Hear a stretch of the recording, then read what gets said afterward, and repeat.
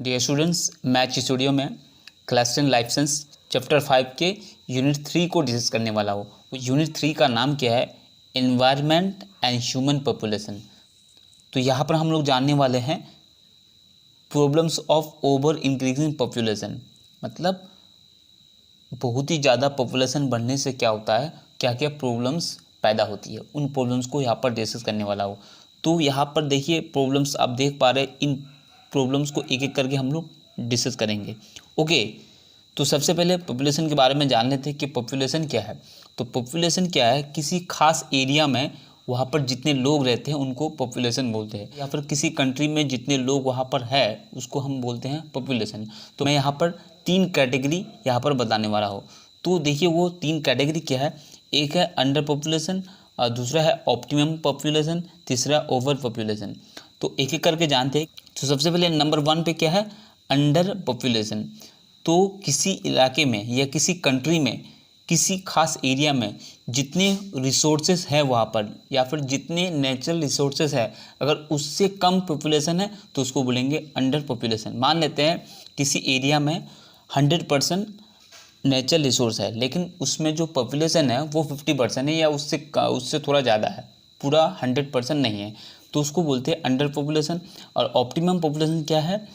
जिस एरिया में या जिस लोकेलिटी में या जिस कंट्री में या जिस भी रीजन में जितने वहाँ पर नेचुरल रिसोर्स है उतनी ही पॉपुलेशन भी है, तो उसको बोलते हैं ऑप्टिमम पॉपुलेशन। ओके, नंबर 3 है ओवर पॉपुलेशन। ओवर पॉपुलेशन उसको बोलते हैं कि किसी एरिया में जितने भी नेचुरल रिसोर्सेज है उससे ज़्यादा ही वहाँ की पॉपुलेशन है, तो उसको बोलते हैं ओवर पॉपुलेशन। ओके, समझ गए? अब देखते हैं हम लोग problems of over increasing population. Over increasing population मतलब बहुत ही ज़्यादा पॉपुलेशन बढ़ने से क्या क्या प्रॉब्लम्स क्रिएट होती है, उनको हम डिस्कस करेंगे। एक चीज़ और यहाँ पर मैं बता रहा हूँ, एक और पॉपुलेशन का टाइप है, वो क्या है? Population explosion. ओके, एक्सप्लोजन मतलब धमाका। तो किसी एरिया में किसी वजह से अगर बहुत ही ज़्यादा कई गुना आबादी एक टाइम में जो है, एक पीरियड ऑफ टाइम में जो है बहुत ज़्यादा बढ़ जाती है, अचानक कई गुना, तो उसको बोलते हैं पॉपुलेशन एक्सप्लोजन। ओके, तो वो एक अलग तरह की पॉपुलेशन है। Problems of over increasing population क्या है? तो नंबर 1 पर क्या है? देखिए, over utilisation of natural resources. सबसे पहली प्रॉब्लम क्या है कि नेचुरल जो रिसोर्सेज है उनका बहुत ही ज़्यादा यूज़ होगा ही, कि अगर किसी एरिया में जितने भी पॉपुलेशन है अगर उससे ज़्यादा है तो वहाँ के जो भी नेचुरल रिसोर्सेज है उसका यूज़ क्या होगा? बहुत ही ज़्यादा होगा। अब सबसे पहले समझते हैं कि नेचुरल रिसोर्सेज क्या है। तो नेचुरल रिसोर्सेज उन चीज़ों को कहते हैं जो किसी नेचुरल एनवायरनमेंट में पाए जाते हैं और उसको यूज़ करके ह्यूमन नीड्स को पूरा किया जाता है, मतलब इंसानी ज़रूरत को पूरा किया जाता है, उसी को बोलते हैं नेचुरल रिसोर्सेज। जैसे हो गया वाटर, हो गया प्लांट, हो गया सॉइल, हो गया। ओके, तो ये हो गया नेचुरल रिसोर्सेज। तो इनका बहुत ही ज़्यादा यूज़ किया जाता है अगर पॉपुलेशन बहुत ही ज़्यादा बढ़ जाती है, इनका ज़्यादा यूज़ होता है। ओके, इनका यूज़ होने से क्या होगा? और भी इफ़ेक्ट्स पड़ते हैं, जैसे जानवरों पर पड़ते हैं, इंसानों में पड़ते हैं। ओके, अलग अलग इकोसिस्टम में पड़ते हैं। नंबर 2 है deforestation and loss of ecosystem. Deforestation मतलब समझ गए कि कटिंग डाउन ऑफ ट्रीज, मतलब बहुत ही ज़्यादा ट्रीज को काटना ही क्या है? डिफोरेस्टेशन है। अब उसके पर्पस क्या है? पेड़ पौधे काटने के पर्पस क्या है, ये हम लोग डिस्कस करेंगे। एंड लॉस ऑफ इकोसिस्टम, तो पेड़ पौधा काटा जा रहा है, प्लांट्स काटे जा रहे हैं, बहुत ही ज़्यादा काटे जा रहे हैं। अब क्यों काटे जा रहे हैं? क्योंकि आबादी बढ़ रही है, पॉपुलेशन बढ़ रही है, तो उनको रहने के लिए जो है जगह चाहिए, उनको रहने के लिए जगह चाहिए, उनको काम करने के लिए फैक्ट्री चाहिए। ओके, तो ये काम करने के लिए, इस तरह के फाउंडेशन करने के लिए हमको ट्रीज़ को ज़्यादा काटना पड़ेगा और वहाँ पर खेती बाड़ी की ज़मीन बनाना पड़ेगा। उसके साथ साथ वहाँ पर फैक्ट्री बसाने होंगे, उसके साथ साथ सड़क बनाने होंगे, उसके साथ साथ वहाँ पर उनकी रहने की जगह बनाने पड़ेंगे, घर बनाने पड़ेंगे। तो इसलिए जो है काटा है, जिसकी वजह से लॉस ऑफ इकोसिस्टम। अब इकोसिस्टम क्या है ये जान लेते हैं कि इकोसिस्टम किसी भी इन्वायरमेंट में वहाँ पर जो लिविंग थिंग्स है और नॉन लिविंग थिंग्स है इनके दरमियान जो रिलेशन होती है उसको बोलते हैं इकोसिस्टम। ओके, जैसे कि इंसान का मान लेते हैं। इंसान, अब हम लोग यहाँ पर रह रहे हैं ज़मीन के ऊपर, तो हम लोग का रिलेशन जो है किससे है? लाइट से है, सॉइल से है, एयर से है। तो हम लोग हो गए लिविंग थिंग्स और वो सब क्या हो? Non living thing. इनमें जो रिलेशन है इसको बोलते हैं इकोसिस्टम। ओके, तो ये इकोसिस्टम क्या हो जाएगा? लॉस हो जाएगा, मतलब इकोसिस्टम बर्बाद हो जाएगा। नंबर 3 पे है shrinking of agriculture land. Agriculture जो लैंड है वो कम हो जाएगी, मतलब खेती बाड़ी की ज़मीन जो है कम हो जाएगी। क्यों? क्योंकि जितने भी खेती बाड़ी की ज़मीनें हैं उस पर घर बना लिए हम लोग, घर बना लिए, सर बना लिए, फैक्ट्रीज बना लिए। ओके, इस तरह से अलग अलग कामों में उसको यूज़ कर लिए, जिससे क्या है? खेती बाड़ी की ज़मीन अब नहीं रही। अब इससे क्या होता है? अब इससे प्रॉब्लम ये होती है कि आबादी बहुत ज़्यादा बढ़ गया, जिसकी वजह से उनका पेट भरना, उनके लिए फूड तैयार करना, उनके लिए फूड रिसोर्सेज तैयार करना क्या हो गया? मुश्किल हो गया है, क्योंकि ज़मीन कम हो गई है, खेती बाड़ी की ज़मीन कम हो गई है। और एक बात, क्योंकि ये प्रॉब्लम वक्त के साथ साथ और बढ़ने वाली है। क्यों?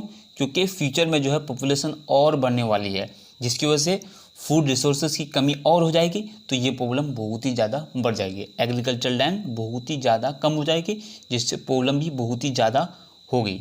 खाने पीने की चीज़ की कमी हो जाएगी, लोग भूखे मर जाएंगे। नंबर 4 है shortage of fresh water. Fresh water उसको बोलते हैं जो पीने के लायक हो, तो उस पानी की किल्लत हो जाएगी। क्यों किल्लत हो जाएगी? क्यों शॉर्टेज हो जाएगी?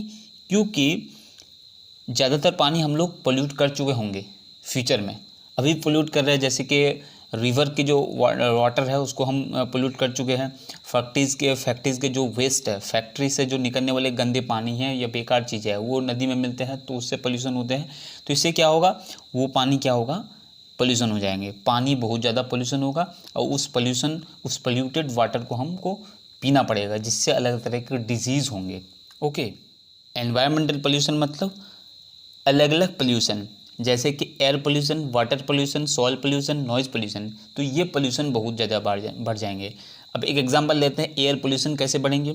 क्योंकि एयर पोल्यूशन जो है, गाड़ियों से जो गंदे खतरनाक गैस निकलते हैं तो वो एयर पोल्यूशन बनाते हैं। तो उस पोल्यूशन से क्या होगा?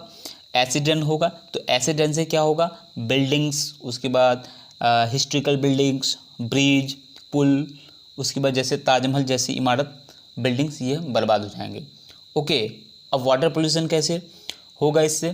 क्योंकि पॉपुलेशन बहुत ज़्यादा बढ़ रही है, जिसकी वजह से क्या है, उनके खाने की चीज़ इंतज़ाम करने के लिए हमको जो भी ज़मीन बाकी बची है, तो उस ज़मीनों पर हमको ज़्यादा केमिकल फर्टिलाइज़र, पेस्ट यूज़ करना पड़ेगा, जिससे वो बह कर के पानी में जाएंगे। तो क्या होगा? उससे सॉइल और वाटर दोनों ही पोल्यूशन हो जाएंगे, दोनों में पोल्यूटेड हो जाएंगे और उसको यूज़ करना पड़ेगा हम लोग को मजबूरी में।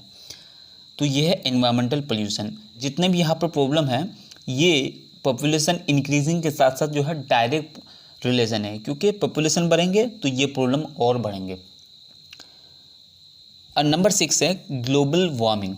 ऑलरेडी हमारे एटमॉस्फेयर में बहुत सारे ग्रीन हाउस गैस पाए जाते हैं। तो ग्रीन हाउस गैस उसको बोलते हैं जो यहाँ पर हमारे अर्थ पर जो है ये ग्रीन हाउस की तरह, एक शीशे के घर की तरह काम करता है। तो वो गैस क्या करते हैं? सनलाइट, सुबह जो सनलाइट है या फिर टेम्परेचर है सूरज की, उस टेम्परेचर को क्या करते हैं? वो एब्जॉर्ब कर लेते हैं, लेकिन उसको जाने नहीं देते, उसको एब्जॉर्ब करके उसको ट्रैप करके रख देते हैं। उससे क्या होता है? हमारे अर्थ सरफेस पर दिन ब दिन टेम्परेचर बहुत ही ज़्यादा बढ़ रहा है। इसी को हम ग्लोबल वार्मिंग बोलते हैं। अब ग्लोबल वार्मिंग अगर हो जाए तो उससे क्या होगा? हमारे दोनों पोल्स में, नॉर्थ पोल और साउथ पोल में जो बर्फ़ है, जो आइस है, वो पिघल जाएंगे। वो पिघल के क्या होंगे? नदी नाले में आ जाएंगे या फिर समंदर में आ जाएंगे। तो समंदर में क्या होगा? पानी की जो लेवल है, वाटर लेवल है, वो बढ़ जाएंगे। सी वाटर लेवल जो है बढ़ जाएंगे। उससे क्या होगा? अलग अलग प्रॉब्लम फिर से पैदा हो जाएगी। जैसे कि जो आइलैंड है, जो कोस्टल एरिया है, जो समंदर के साइड में जो एरिया है, जो टाउन है, जो सिटीज़ है, जो पॉपुलेशन है, वो क्या होगा? पानी के अंदर आ जाएंगे, वो डूब जाएंगे वो इलाका, जिससे एक बहुत बड़ी आबादी को प्रॉब्लम हो जाएगी। ओके, और ज़मीन की किल्लत हो जाएगी, ज़मीन की शॉर्टेज हो जाएगी। मलेशिया की जो कैपिटल थी वो एक आइलैंड, एक समंदर के आसपास थी, जिसकी वजह से ग्लोबल वार्मिंग के बढ़ने की वजह से क्या हो गया, वो इलाके डूब गए। अब वो जो कैपिटल है उसको बदलना पड़ा, दूसरे एरिया में शिफ्ट करना पड़ा। तो इस तरह के प्रॉब्लम जो है फ्यूचर में और ज़्यादा बढ़ जाएगी। ओके, तो अलग अलग कंट्रीज़ को इस तरह के प्रॉब्लम जो है फेस करना पड़ेगा। अब नेक्स्ट पॉइंट देखिए, डिस्ट्रक्शन ऑफ वेटलैंड। उस ज़मीन को कहते हैं, उस लैंड को कहते हैं जहाँ पर साल के ज़्यादातर टाइम के लिए वहाँ पर पानी रहता है, मतलब पूरे साल पानी रहता है उस ज़मीन पे, उसको बोलते हैं वेटलैंड्स। और ये वेटलैंड्स जो है ये किडनी के तौर पर काम करता है हमारे इन्वायरमेंट के लिए, या फिर हमारे वर्ल्ड के लिए, हमारी दुनिया के लिए, हमारी ज़मीन के लिए ये किडनी की तरह काम करते हैं। जिस तरह हमारे किडनी जो फ़िल्टर करते हैं, उसी तरह से ये भी फ़िल्टर करते हैं पानी को। तो ये बहुत ही ज़रूरी है। अब इसकी वजह से क्या हो गया, पॉपुलेशन बढ़ने की वजह से क्या हो गया, इस ज़मीन को भी अब यूज़ किया जा रहा है अलग अलग पर्पज़ के लिए, जैसे कि घर बनाने के लिए, सड़क बनाने के लिए, अलग अलग कामों के लिए। ओके, तो ये ज़मीन अब उस एरिया में जो भी जानवर रहते थे, उस पानी में जो भी जानवर रहते थे, जो भी प्लांट्स रहते थे, वो प्लांट्स क्या होगा, इस दुनिया से ख़त्म हो जाएंगे और वो एक्सटिंक्ट हो जाएंगे इस दुनिया से। उसकी जो जनरेशन है वो ख़त्म हो जाएंगे। तो और ये जो फ़िल्टर करते पानी को, ये भी ख़त्म हो जाएगा। तो एक प्रॉब्लम से दूसरी प्रॉब्लम जो है और शुरू हो जाएगी। इंटरलिंक है सारे प्रॉब्लम, एक प्रॉब्लम से दूसरी प्रॉब्लम, दूसरी से तीसरी, तीसरी से चौथी, इस तरह से प्रॉब्लम क्रिएट हो जाएंगे। ये लेंस ख़त्म हो जाने से क्या होगा, वाटर पोल्यूशन बहुत ही ज़्यादा बढ़ जाएंगे, क्योंकि ये वेटलैंड जो है फ़िल्टर करते हैं, पानी को फ़िल्टर करते हैं। तो ये अगर ख़त्म हो जाए तो वाटर पोल्यूशन और ज़्यादा बढ़ जाएगी। Last point but not the least, scarcity of food की कमी, खाने की चीज़ की कमी, फूड रिसोर्सेज की कमी। तो ये बहुत ही ज़्यादा बढ़ने वाली है, वक्त के साथ साथ ये प्रॉब्लम जो है बहुत ही ज़्यादा बढ़ने वाली है। जिस तरह से आबादी बढ़ रही है हर साल, उसी हिसाब से जो है खाने की चीज़ें या फिर फूड रिसोर्सेज कम होते जा रहे हैं। मतलब ये इन्वर्स रिलेशन है, पॉपुलेशन बढ़ रही है लेकिन खाने की चीज़ कम हो रही है। क्यों कम हो रही है, क्योंकि खाने की चीज़ पैदा करने के लिए हमको ज़मीन चाहिए, लेकिन ज़मीन कम हो रही है। ख़ास बात यह है कि जिस हिसाब से, जिस स्पीड से पॉपुलेशन बढ़ रही है, उस स्पीड से हम लोग पैदावार या फिर फूड रिसोर्सेज पैदा कर नहीं पा रहे हैं, जिसकी वजह से ये प्रॉब्लम और ज़्यादा ख़तरनाक हो चुकी है। इतनी बड़ी आबादी का पेट भरना बहुत ही बड़ी प्रॉब्लम हो गई है। अभी जो डेवलप कंट्री है वो तो अपने इस प्रॉब्लम को कंट्रोल कर चुका है, लेकिन जो गरीब कंट्री है, जो डेवलपिंग कंट्री है, उस कंट्री में ये जो है प्रॉब्लम बहुत ही ज़्यादा बढ़ चुकी है, आउट ऑफ कंट्रोल हो चुकी है वो प्रॉब्लम। ओके, तो जो जैसे कि अमेरिका हो गया, चाइना हो गया, तो ये इस प्रॉब्लम को कंट्रोल कर चुका है। लेकिन जो डेवलपिंग कंट्री है, जो अंडर डेवलप कंट्री है, उस कंट्री में ये प्रॉब्लम बहुत ही ज़्यादा बढ़ चुकी है। एक सर्वे के मुताबिक बताया गया है 40 ऐसे कंट्री है जहाँ पर ये प्रॉब्लम बहुत ही ज़्यादा है, और लोग वहाँ पर भूखे मर रहे हैं, खाने की चीज़ नहीं है, वहाँ पर पैदावार नहीं हो रहे हैं, फूड प्रोडक्शन नहीं हो रही है। तो जिसकी वजह से प्रॉब्लम बहुत ही ज़्यादा ख़तरनाक हो चुकी है। तो वो ख़ास कंट्री कौन सी है जहाँ पर बहुत ही ज़्यादा फूड प्रॉब्लम है, वो है अफ्रीका। ओके, तो अफ्रीका में हालत बहुत बुरी है। यहाँ पर बच्चे जो है खाने की चीज़ को तरस रहे हैं, खाने की चीज़ें नहीं है उनके पास। तो ये प्रॉब्लम बहुत ही ज़्यादा अफ्रीका में। तो आप ये समझते हैं कि अफ्रीका में जो प्रॉब्लम है क्यों है ऐसा, वहाँ पर ये प्रॉब्लम बहुत ही ज़्यादा ख़तरनाक क्यों है, खाने की चीज़ की कमी क्यों है। तो इसके बहुत सारे रीज़न हैं। नंबर 1 रीज़न है कि आपस में लड़ाई करना, एक रीज़न हो गया। दूसरा रीज़न है अलग अलग कंट्रीज़ के दरमियान, अफ्रीका के अलग अलग कंट्रीज़ के दरमियान आपस में जो है लड़ाई होना, आपस में फाइट होना, तो ये भी एक प्रॉब्लम है। उसके बाद रेनफॉल ज़्यादा नहीं होना, या फिर ड्राउट, सूखा पड़ जाना। और सबसे बड़ी प्रॉब्लम यह है कि बहुत ही ज़्यादा आबादी बढ़ना। ओके, तो अफ्रीका में एक सर्वे के मुताबिक बताया गया कि वहाँ पर आबादी इतनी ज़्यादा बढ़ी कई सालों में, जैसे कि 1950 ईस्वी में वहाँ पर आबादी जो थी, वहाँ पर पॉपुलेशन जो थी वो 22 करोड़ थी, लेकिन वो 2013 में इतना ज़्यादा बढ़ गया, पॉपुलेशन 110 करोड़ से भी आगे निकल गया। आबादी 5 गुना जो है बढ़ गए। और उस हिसाब से जो है 5 गुना खाने की हम बढ़ा नहीं पाए वहाँ पर, जिसकी वजह से ये प्रॉब्लम बहुत ही ज़्यादा ख़तरनाक हो चुकी है। इसके अलावा और भी कंट्रीज़ है, जैसे कि नेपाल हो गया, बांग्लादेश, पाकिस्तान, इराक़, अफ़गानिस्तान, आर्मेनिया। तो इन कंट्रीज़ में भी ये प्रॉब्लम है, लेकिन सबसे ज़्यादा जो है अफ्रीकन कंट्रीज़ में ये प्रॉब्लम बहुत ज़्यादा है। खुद हमारे कंट्री में कुछ इलाके ऐसे हैं जहाँ पर खाने की चीज़ की कमी है। तो ये सर्वे के मुताबिक बताया जा रहा है कि 2050 तक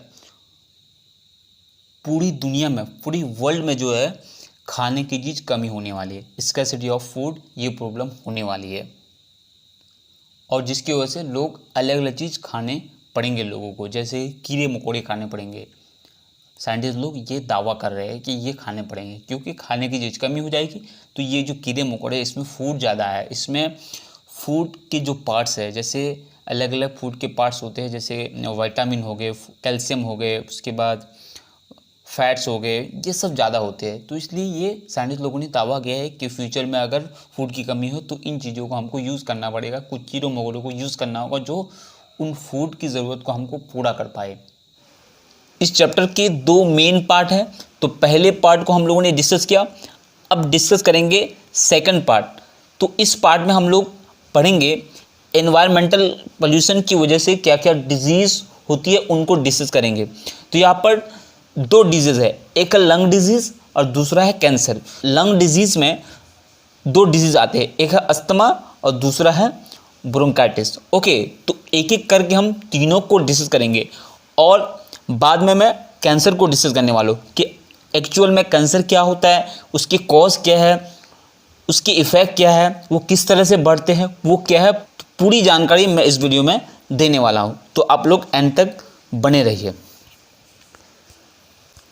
सबसे पहले हम लोग पढ़ने वाले हैं लंग डिजीज़। तो लंग डिजीज़ में क्या आते हैं, अस्थमा, दूसरा है ब्रोंकाइटिस। तो अस्थमा देखते हैं वो क्या है कि अस्थमा जो है एक क्रोनिक डिजीज़ है। क्रोनिक डिजीज़ मतलब क्या है, जो कभी ख़त्म नहीं होगा, मतलब जिसको हम कंप्लीटली ख़त्म नहीं कर सकते, ये लॉन्ग टर्म तक रहने वाले हैं। ओके, और ये बीमारी जो है लंबे टाइम से रहने वाले हैं हमारी बॉडी में। तो ये अस्थमा है। तो अस्थमा क्या है, एक बहुत ही ख़तरनाक बीमारी है, एक क्रोनिक डिजीज़ है। इसमें क्या होता है, देखिए, इन्फ्लेम इन एयरवेज, हमारे एयरवेज मतलब होता है हवाई नली, उसमें क्या होता है, इन्फ्लेम आ जाती है। इन्फ्लेम कहने का मतलब है सूजन आ जाती है। सूजन आने की वजह से क्या होता है, नैरो हो जाता है, वो रास्ता जो है छोटा हो जाता है और वो उसमें जो है इन्फेक्शन हो जाते हैं, प्रोड्यूस एक्स्ट्रा सेल, और उसमें क्या होता है, कुछ एक्स्ट्रा पैदा हो जाता है। एक्स्ट्रा मतलब वो रास्ता छोटा हो जाता है बिल्कुल।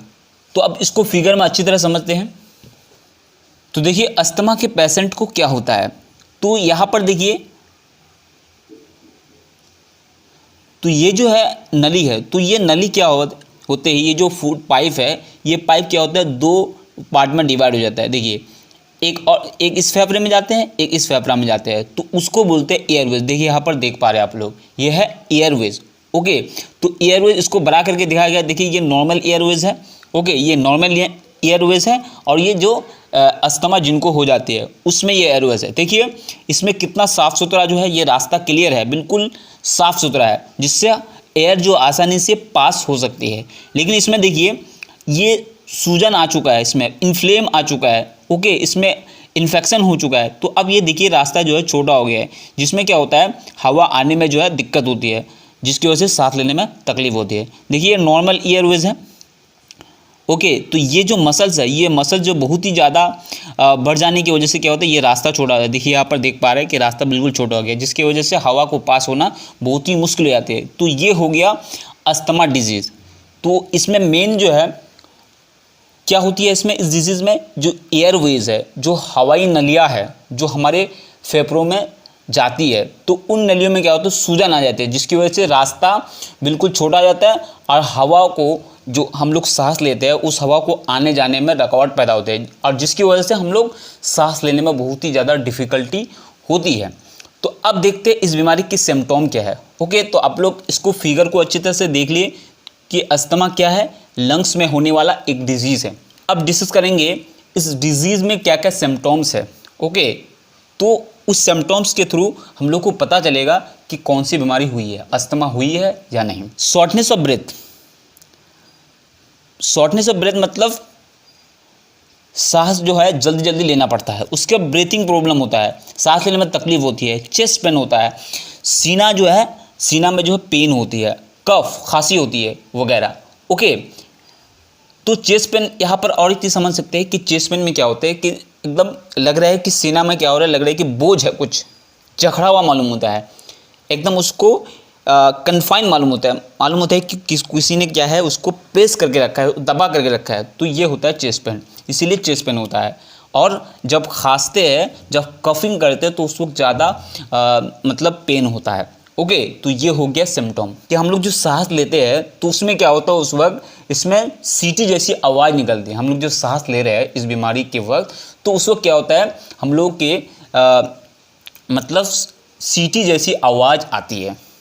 और खांसी जो होती है इस बीमारी में वो कब होती है, वो होती है सुबह के वक्त और रात के वक्त, बहुत ही ज़्यादा खांसी होती है। अब देखते ट्रिगर्स, इस बीमारी के ट्रिगर्स कौन है, इस बीमारी को फैलाने वाले क्या है, किस मैटर से या किस चीज़ से बीमारी ज़्यादा होती है। तो नंबर 1 है SPM, pollen grains and waste. SPM कहने का मतलब है कि हवा में जो राख सब होता है, धूल सब होता है, धुआं के जो पार्टिकल्स होता है, वो सबको हम बोलते हैं SPM, that means suspended particular matter. Okay, अब दूसरा है पोलन ग्रेन्स। पोलन ग्रेन्स क्या होता है, पोलन ग्रेन्स मतलब पोलन ग्रेन जो फूल में होते हैं, पाउडर के जैसा होता है, उसको बोलते हैं पोलन ग्रेन्स। तो ये अंदर जाने की वजह से ये जो होता है ये बीमारी होती है। वेस्ट, वेस्ट मतलब बेकार चीज़ है। अब बेकार चीज़ें कहने का मतलब है जैसे जानवरों के बाल हो गए, उसके बाद जब हम चमड़े को खुजाते हैं तो इससे क्या होता है, कुछ ना कुछ पार्टिकल्स बॉडी से अलग हो जाता है, जिसको डेंड्राइट्स बोलते हैं। ठीक है, जैसे बालों से भी निकलते हैं, तो वो क्या होता है, वो खुज जाते हैं। उसके बाद कीड़े मकोड़े के जो वेस्ट है, कीड़े मकोड़े के जो पाखाना वगैरह है, तो ये भी चले जाने की वजह से ये बीमारी होती है। तो ये सारे को हम क्या बोलते हैं, एलर्जन बोलते हैं। इस बीमारी में अगर बढ़ जाए तो क्या होता है, सांस लेना बहुत ही मुश्किल हो जाता है। और ऐसे मरीज को क्या करना पड़ता है, इनहेलर्स का यूज़ करना पड़ता है। इनहेलर मतलब एक मशीन की तरह होता है छोटा सा, और उसमें जो है एक टैबलेट घुसा जाता है, टैबलेट को तोड़ करके उसमें सुराख करके उसमें दवा जो पाउडर भरा होता है, उस पाउडर हम लोग सांस के जरिए लेते हैं, जिससे सूजन कम होता है। सूजन कम होने के बाद हम सांस आसानी से ले पाए, लेकिन कम्प्लीटली इससे ठीक नहीं होगा। नेक्स्ट डिजीज़ है ब्रोंकाइटिस। तो ब्रोंकाइटिस ये भी उसी तरह की डिजीज़ है, थोड़ा फ़र्क है इसमें फ़र्क क्या है, देखिए ये तो फेफड़ा में होता है, फेफड़ा के अंदर की नलियों में, लेकिन ये थोड़ा अलग जगह होती है। वो क्या है, देखिए हमारे जो सांस की नली है, ब्रीथिंग जो कैनल है, जिस कैनल के थ्रू हम लोग सांस लेते हैं, उसको क्या बोलते हैं, ट्रीकिया बोलते हैं। तो ये ट्रीकिया जो नली है, ये जा करके सीने में जा करके 2 हिस्सों में डिवाइड हो जाता है। तो अब उसको बोलते हैं ब्रोंकी। ट्रीकिया को ही कहते हैं ब्रोंकी। जब वो जा करके 2 हिस्सों में डिवाइड हो जाता है, उसको बोलते हैं ब्रोंकी। ओके, तो ब्रोंकी। अब इसमें समझते हैं कि अब जब ब्रोंकी में इन्फ्लेम आ जाती है, मतलब सूजन आ जाती है, फूल जाती है, तो तब ये ब्रोंकाइटिस होता है। तो इससे क्या होगा, वो रास्ते जो छोटे हो जाएंगे, सेम टू सेम जैसे कि हम लोगों ने अस्थमा में डिस्कस किया, सेम टू सेम वैसा ही होता है इसमें भी। तो जैसे जैसे ये पेशेंट जो है, ये सूजन बढ़ जाती है, तो क्या होता है, ये परेशानी बहुत ज़्यादा बढ़ जाती है। ये सूजन, ये इन्फ्लेम जितना बढ़ता है तो क्या होता है, ये अंदर जो रास्ता होता है वो अच्छी तरह से वो, और क्या होता है, रास्ता बिल्कुल छोटा हो जाता है। तो यहाँ पर देखिए, मैं आपको फिगर में दिखा रहा हूँ। तो देखिए यहाँ पर ये जो है, ये नॉर्मल ब्रोंकी है, हेल्दी ब्रोंकी है, जिसमें सूजन नहीं है। देखिए यहाँ पर सूजन नहीं है, बिल्कुल ये रास्ता साफ है। लेकिन इसमें क्या हो गया, देखिए यहाँ पर सूजन आ गया है। तो ये है ट्रीकिया। तो ये ट्रीकिया जब डिवाइड हो जाता है उसको बोलते हैं ब्रोंकी। ये है ब्रोंकी। तो इसमें क्या हो गया, सूजन आ गया। सूजन आने की वजह से यहाँ पर भी देख पा रहे हैं, तो सूजन आने की वजह से क्या हो गया, रास्ता बिल्कुल छोटा हो गया, जिसकी वजह से हवा आने जाने में रुकावट पैदा होता है, और जिसकी वजह से सांस लेने में तकलीफ होती है। तो आप लोगों ने फिगर में देख लिया। तो अब अगर सांस लेने में तकलीफ हुआ तो बार बार खांसी होगी। देखिए इसके सिम्टम्स क्या है, कफिंग मतलब खांसी, उसके शॉर्टनेस ऑफ ब्रेथ, जल्दी जल्दी सांस लेना, चेस्ट पेन। देखो कॉमन सिम्टम है दोनों में, अस्थमा और ब्रोंकाइटिस। फ़र्क है यहाँ पर जो एयरवेज है वो। इसमें क्या होता है, खांसी बिल्कुल खांसी क्यों होती है, क्योंकि रास्ता बिल्कुल छोटा गया जिसकी वजह से हवा जो जाने में रिकॉर्ड होती है, इसलिए खांसी आती है बार बार। ओके, तो खांसी बहुत ज़्यादा हो जाता है और उसके साथ साथ बलगम भी निकलता है, सीने में जो पेन होता है। तो ये बीमारी किन लोगों को होती है, देखिए स्मोकर्स लोगों को होती है। स्मोकर्स खास तौर पर सिगरेट पीने वाले को बहुत ज़्यादा होती है। अब हम डिस्कस करेंगे बाद में, सिगरेट की वजह से कैंसर भी होता है, लंग कैंसर होता है, तो डिटेल में डिस्कस करेंगे कि सिगरेट में ऐसा क्या है जिसकी वजह से कैंसर खतरनाक बीमारी होती है। तो ये बीमारी सिगरेट पीने वालों को होती है। और एक रीज़न है, ये जो पोल्यूटेड एयर में अगर हम सांस लेते हैं तो उस वक्त ये बीमारी होती है।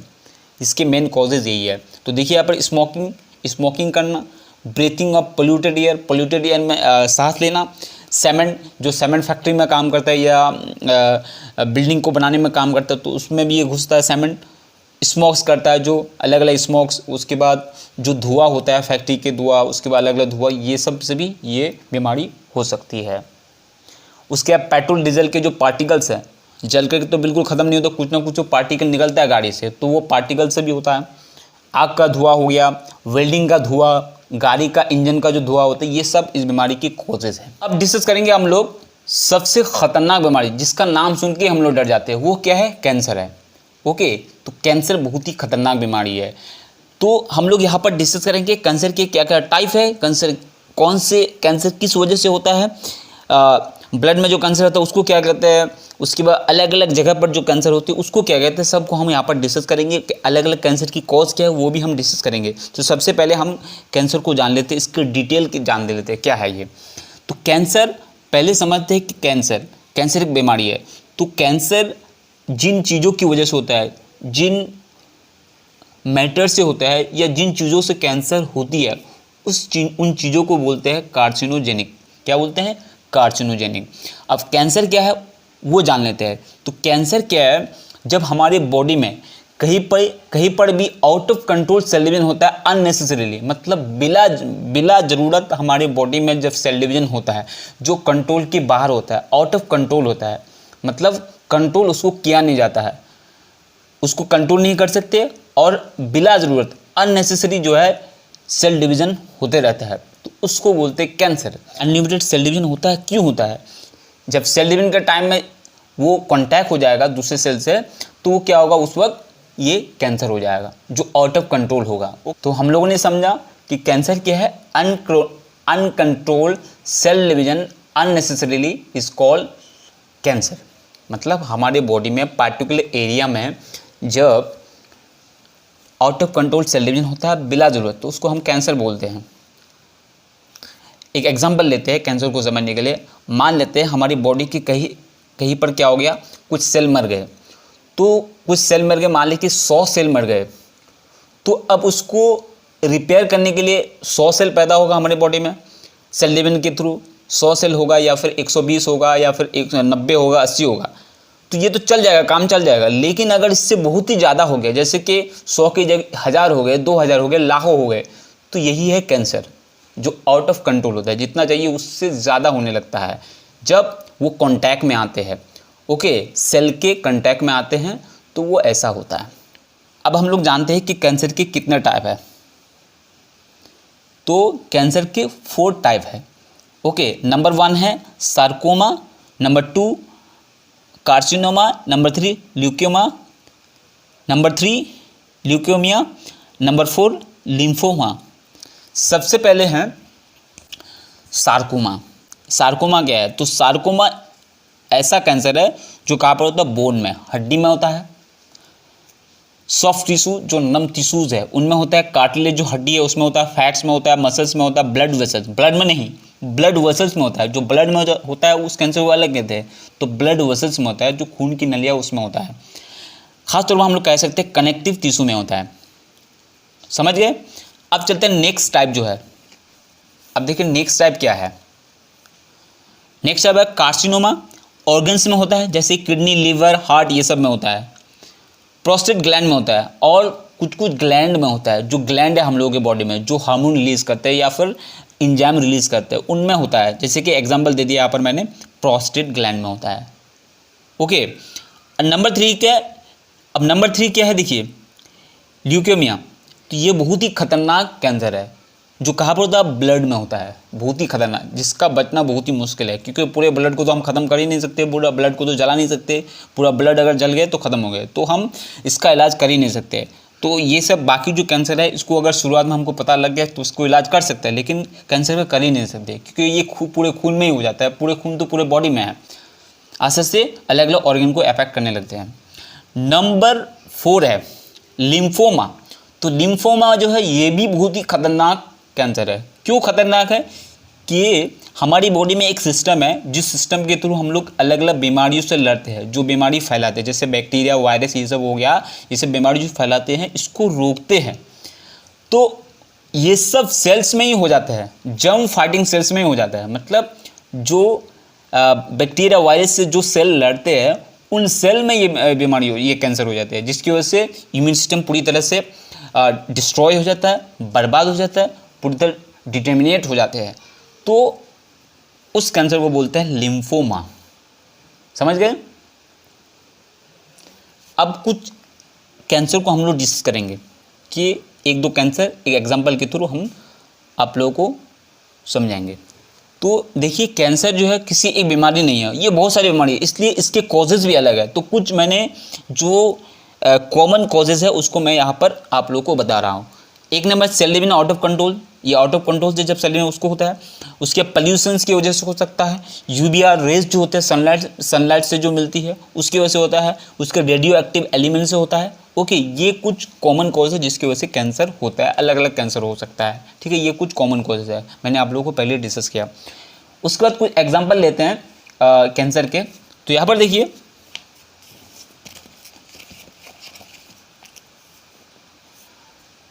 Example lung cancer, oral cancer. Lung cancer मतलब जो फेफड़ा में होता है, ओरल जो मुंह में होता है, मुंह के अलग अलग पार्ट्स में होता है, टंग में होता है, लिप्स में होता है ये। उसके बाद जो दांतों में हो सकते हैं, दांतों का जो मशहूरा है उसमें हो सकता है। तो सबसे पहले हम लोग डिस्कस करते हैं ये लंग कैंसर डिस्कस करते हैं। तो लंग कैंसर क्या है? तो लंग्स कैंसर की सबसे जो बड़ी वजह है वो क्या है? तंबाकू। आप लोग जानते होंगे, बहुत सारे लोग यूज़ भी करते हैं, बहुत सारे बच्चे यूज़ करते हैं तंबाकू। तो तंबाकू बहुत ही खतरनाक है। मैं उन लोगों से कहना चाहूँगा कि इससे क्या फ़ायदा मिला है, इसको यूज़ करके क्या फ़ायदा मिला है? कुछ भी फ़ायदा नहीं। तो ऐसी चीज़ों को हम यूज़ क्यों कर रहे हैं? उन चीज़ों को यूज़ करना चाहिए जिससे क्या होगा, हमको फ़ायदा मिले, health wise, body wise, mind wise, mental wise. तो इन चीज़ों को यूज़ करें, जैसे फ्रूट्स यूज़ करें। तो हम ये ऐसी चीज़ यूज़ करें जिसका फ़ायदा बिल्कुल ही जीरो है, लेकिन हम उन चीज़ों को यूज़ कर रहे हैं। और उल्टा ही प्रॉब्लम हम खरीद के लेते हैं, बीमारी खरीद के लेते हैं। कुछ बीमारी तो ऐसे होती है, लेकिन कुछ बीमारी हम लोग खरीद के लेते हैं, जैसे कि कैंसर हो गया, ये जैसे लंग कैंसर मैंने बताया। तो इसमें क्या है, एक तो वजह है, बिला वजह हो जाती है, बिना कॉज की बीमारी होती है, उसका हम इलाज कर ही नहीं पाते। लेकिन ये जो है, ये जानबूझ कर हम लेते हैं, तो ये और भी मुश्किल हो जाती है। सिगरेट। तो सिगरेट में क्या होते हैं? 4000 केमिकल्स होते हैं। अब बताइए, इतने केमिकल्स जो हम लोग यूज़ कर रहे हैं बिला वजह, कोई ज़रूरत नहीं इसकी, लेकिन हम यूज़ कर रहे हैं, उल्टे बीमारी खरीद के ले रहे हैं। तो 4000 केमिकल्स है जो सिगरेट में पाए जाते हो, उनमें से 43 क्या है ऐसे हैं जो कैंसर फैलाएंगे, जो अलग अलग कैंसर फैलाएंगे। ये तंबाकू जहाँ जहाँ मिक्स होगा बॉडी में, जहाँ जहाँ जाएंगे वहाँ वो कैंसर हो जाएंगे। तो 43 ऐसे केमिकल है जिससे क्या होगा, कैंसर होंगे। तो इन केमिकल्स को बोलते हैं कार्सिनोजेनिक। क्या बोलते हैं? कार्सिनोजेनिक। और उनमें से 400 ऐसे केमिकल्स हैं जो अलग अलग डिजीज़ फैलाएंगे, अलग अलग डिजीज़, जैसे कि इन्फेक्शन वगैरह फैलाएंगे, अलग अलग ऑर्गन्स को डैमेज करेंगे।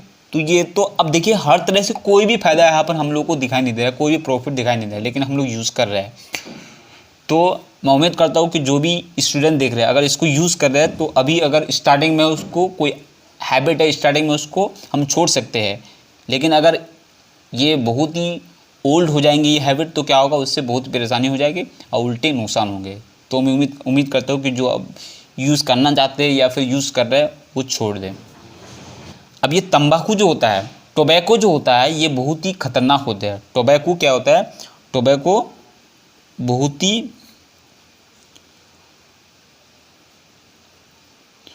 ही खतरनाक होते हैं। ये टोबैको क्या है, बहुत ही खतरनाक होते हैं। ये क्या करते हैं, हमारे डीएनए को बर्बाद करते हैं। तो मेन वजह यही है कि ये डीएनए, ये जो डीएनए होता है बहुत ही इंपॉर्टेंट है। डीएनए क्या करते हैं, हमारे पूरे सेल को जो है ये कंट्रोल करते हैं। लेकिन हम इसको तंबाकू की वजह से क्या कर दिए, डीएनए को डिस्ट्रॉय कर दिए। डीएनए को हम क्या कर दिए, डिस्ट्रॉय कर दिए। तो डीएनए को जो डिस्ट्रॉय कर दिए तो उससे क्या हुआ, सेल जो आउट ऑफ कंट्रोल हो गया, जिसकी वजह से cell division out of control हो रहा है और उसकी वजह से कैंसर स्टार्ट हो जाता है। उसके बाद जो और एक कैंसर है, ओरल कैंसर। इसके बारे में देखते हैं कि ओरल कैंसर किससे होता है। अब ओरल कैंसर जानते हैं कि खैनी, गुटखा, जर्दा, गुल, ये सब है इसके कॉज। खैनी, गुटखा, जर्दा, गुल, और भी केमिकल है जैसे रजनीगंधा है, राजनिवास है। इस तरह के बहुत सारे केमिकल्स हैं जो हम लोग यूज़ करते हैं, जो भी नशा के लिए यूज़ करते हैं। तो उससे क्या होता है, जो चोइंग टबैको है तो इससे हम लोग यूज़ करते हैं। इसके इस्तेमाल करने से क्या होता है, मुंह का कैंसर होता है जिसको ओरल कैंसर बोलते हैं। इसके साथ साथ और क्या होता है, थ्रोट कैंसर, गले का कैंसर होता है। उसके बाद क्या होता है, टंग कैंसर, मुंह का कैंसर हो जाता है।